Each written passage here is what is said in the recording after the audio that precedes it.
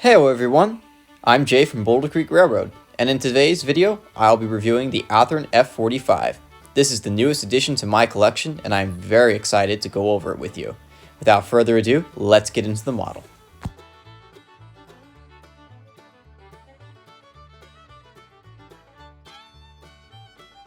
So right off the bat, the first thing you notice is probably the Kodachrome paint scheme. Kodachrome paint scheme is actually one of my favorite paint schemes because I'm a huge fan of the Southern Pacific and the ATSF. They're actually probably my two favorite standard gauge railroads of all time. So the fact that this exists is a huge, like, it's kind of like, you know, it's exactly what I want, right? I really wish the SPSF existed and still does exist because honestly, these locomotives look fantastic. I love the paint. And so if you don't know what the SPSF is, it was a merger between the Southern Pacific and Santa Fe, or actually an attempted merger between the two. And ultimately, it ended up falling out. They tried multiple times to merge, and of course, they ended up going their separate ways, and the rest is history. But honestly, I really love the paint scheme. The mix of the ATSF yellow, the Southern Pacific Bloody Nose red. It's a great look on these locomotives. And I'd also like to point out the big blank spot here. That on the front end of the locomotive, and I'll show that in a moment. But that big blank spot is where the SP would have gone. So if the railroads would have merged, it would have been the SPSF. So in this lettering, it would have been SP and then SF. A lot of people make fun of the SPSF merger and why they painted a bunch of their locomotives, both the ATSF and the SP. They make fun of them because they say that SPSF stands for shouldn't paint so fast, which is kind of funny, but honestly, I think that these locomotives painting on both sides, as well as the single caboose that was painted, is just honestly a proof of concept about how sure they were that this was going to happen. And honestly, by all accounts, it should have happened. Honestly, all the mergers were happening at this point in time, and I really do feel like it was simply the government trying to make an example out of it to try to show the world that they weren't just going to let everyone merge, which is understandable, but you know, we still have the superpowers of the Union Pacific and BNSF, which still exist and are massive. So I guess it didn't really matter, but honestly, I would have loved to see this railroad. Now, there are a couple more details I'd like to point out. Kind of the biggest thing is these grills look very nice. I do like them quite a bit. I'm gonna try to zoom in on the grills if I can. Yep. All right. So as you can see, these grills are very nice. You can see a little bit of the black underneath. It's much more clear. From your eye, not the camera. But you can see that there is that a little bit. Now there is a little bit of paint bleed there, where you can see it kind of got underneath the grill. But for the most part, these locomotives, the paint schemes are great. I would say that the paint is a little bit heavy, but honestly, that's not too much of a problem. These locomotives are just, they're honestly fine. Now, there's one more thing I wish these locomotives had quite a bit more of, and that would have been better handrails. All the grab irons on these locomotives are molded on. They're not any of them are separate. These sections down here, those are separate, but this stuff up here, nope. None of the grab irons on the front of the unit are separately applied. So I wish this locomotive had a little bit more separately applied parts, but that is to say these locomotives are streamlined, so they don't really have too much on the sides of them. So it's kind of more of a nitpicky thing, but honestly, it looks great from this side view. So let's move on to the front of the locomotive.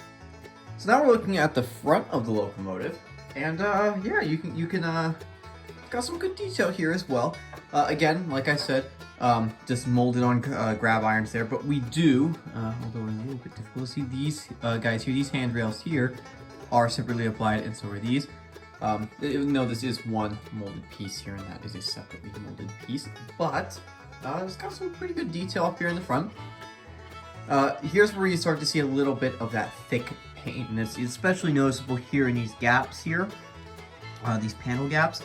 You can very much see that there is a little bit of thick paint. Like, it's not like a clean edge. It's kind of like divots, which honestly it's okay, but I would prefer a little bit better. But another thing to note, though, some good things about this locomotive. One, these have really great number boards. I really like them. It's behind the glass, so it does definitely give that lighted number board feel, even though they are not lighted. And of course, separately applied horn, nice little brass or cast piece, very nice. And of course, some window wipers there on kind of molded into the clear plastic. Look great. Another thing to note, one more thing on the windshields here, you can see that there's a black line printed on the outside of them. Very good. It's also got a pretty good looking pilot. However, I would have wished if there's a little bit of some MU hoses or air hoses or some little bit more detail, but it does look pretty good. One more, the final thing I'd like to note, like I mentioned earlier, was the lettering. So we have an S and an F here, right? Well, that's where the SPSF would have ended up. So this would have been SP, right there would be a P, and an S right there for the F. It would have been SPSF on the front as well. Again, because the merger never happened, these units stayed with the S and F before they were painted back to their original paint schemes, before being sold off to various railroads. Amtrak received a few of the FP, the passenger versions of the FP45s rather than the F45, like this one here. Yeah, so we can also go to the back of the unit now, and we'll take a look there. And here is the back of the unit. Again, wish there was a little bit more detail in the pilot. There is a little bit of a cast MU hose, but really wish there was something a bit more. Again, the lettering right there is very tiny, but also readable. And of course, the cast grab irons there. But it is nice that they do have color to them, which is something that I was not expecting when I first picked up this unit, was the color on the grab irons. It definitely helps with the 3D effect and does make them feel like they are not just molded onto the unit. A couple of more things on this locomotive that are a little bit more difficult to notice. There are a few of these little mirrors on the side of the unit, or some reflectors. They are pretty good, actually. I really like them. That's an interesting detail to add to these. And they also have a full cab interior.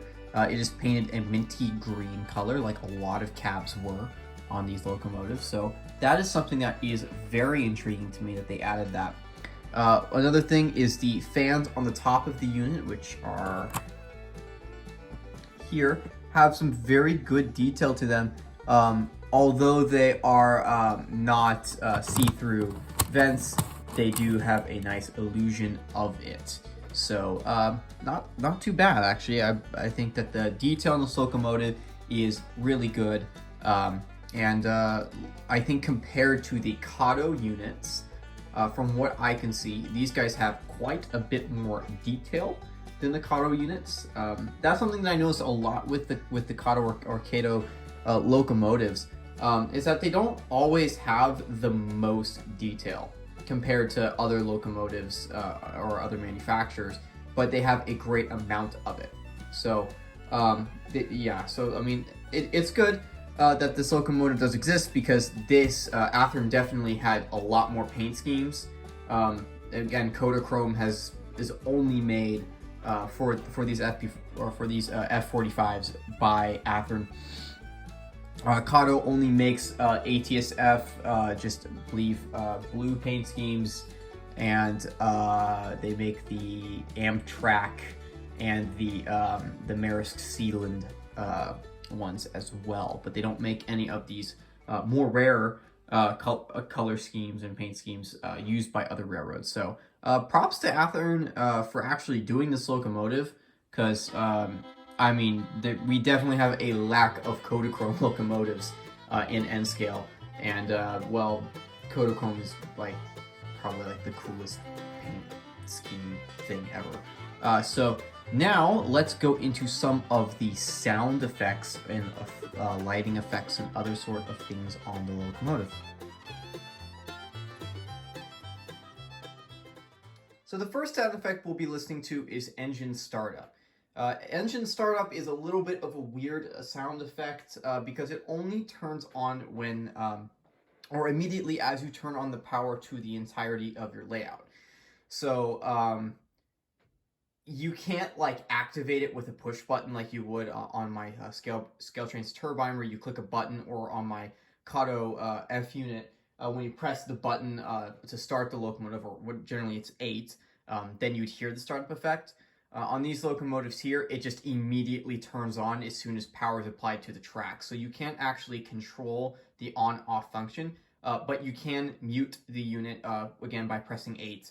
And 8 again to unmute it. So let me turn on track power to my layout, and then you can hear the engine startup sound.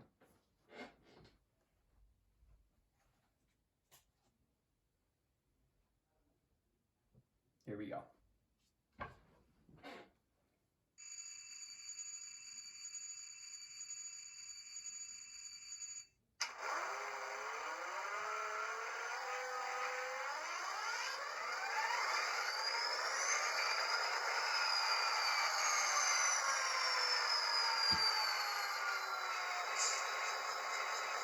Alright, so that is engine startup.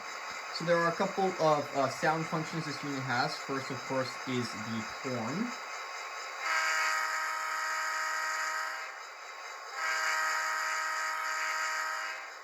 So sorry about that, the light popped on there for a second.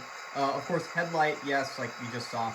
Here it is, right there. That's the only light on the front of the locomotive. There's a second set of these two tiny little lights on the back of the unit. So not too much there with lighting effects, but they do exist. So now we'll look at the bell.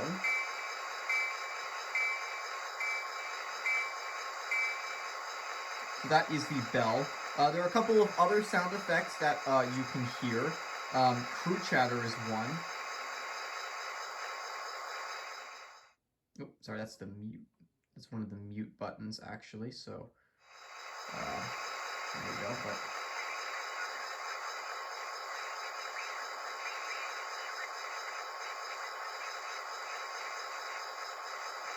so I'm not sure if you heard that, but crew chatter was there for a moment. And there's a couple of other sound effects that are activated, like dynamic braking. The dynamic braking, as far as I know, doesn't actually do anything to the speed of the locomotive. I know that on my Kato F unit, when you click dynamic braking, the locomotive does slow down quite considerably. On this locomotive, no, there's not anything, but the sound effect does come on.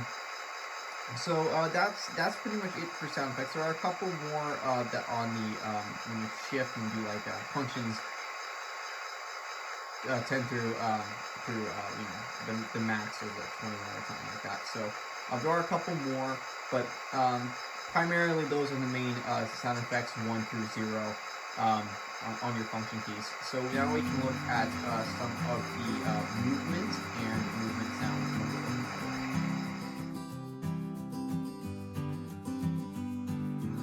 So the locomotive is now over on the curve at Windy Valley. So we're going to be looking at some of the movability or movement of the locomotive. It is currently on speed steps 128. Well, not currently on that, but it will be using speed steps 1 through 28 as its speed. So we'll start off with in the forward direction, and we will start off with 1 speed step.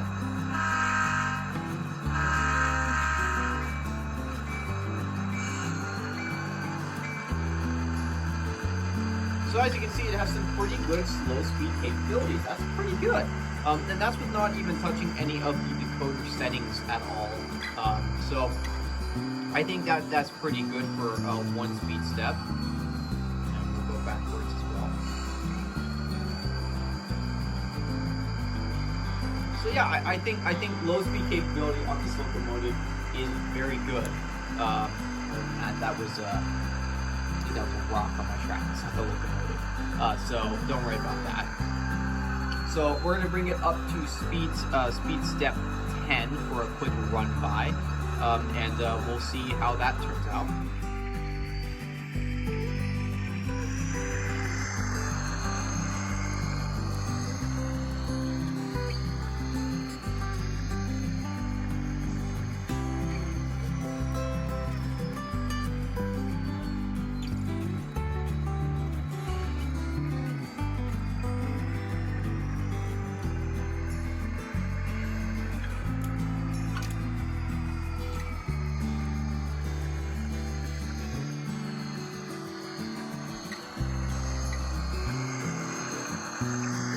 So as you can see, it does have good speed to it.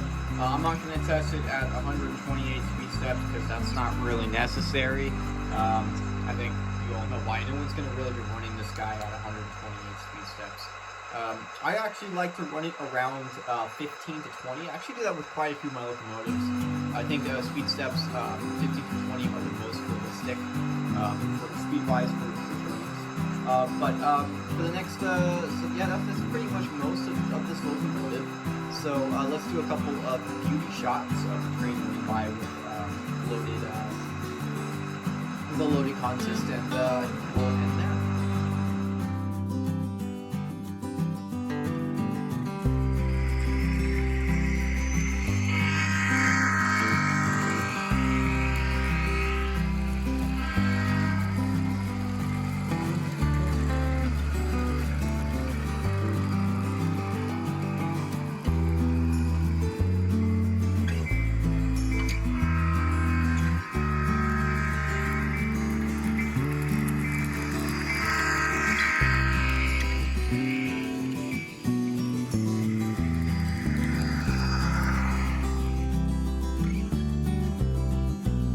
Overall, I think the F45 is a great addition to my collection. Anyone modeling the late 60s to early 80s should definitely consider picking up one of these locomotives. They would be a very intriguing and different model to run. I would give the model a 9 out of 10 simply because the model is really well made. I hope you enjoyed the video and happy railroading.